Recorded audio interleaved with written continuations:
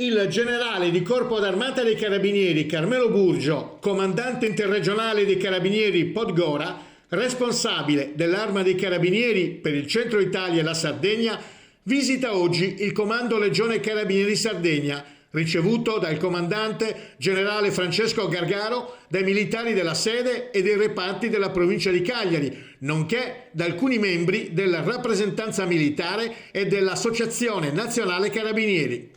Dopo 49 anni effettivi di servizio, intrapreso con la frequenza della Scuola Militare Nunziatella di Napoli, il generale Burgio si accinge a lasciare il servizio attivo al termine di una lunga carriera costellata di incarichi in alcuni dei teatri più sensibili in Italia e all'estero.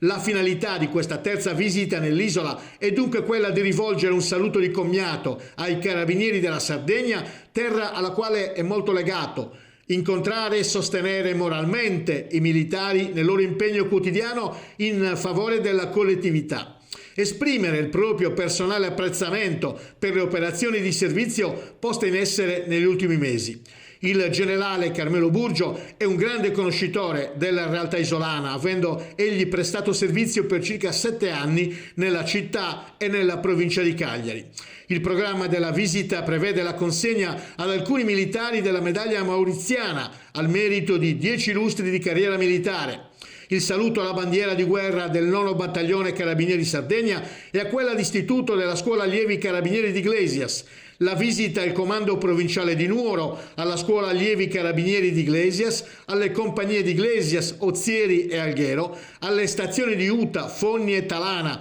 Presso quest'ultimo comando inaugura la nuova sede. La presentazione del libro, infine, da Dragoni a Carabinieri, presso l'Auditorium ISRE di Nuoro.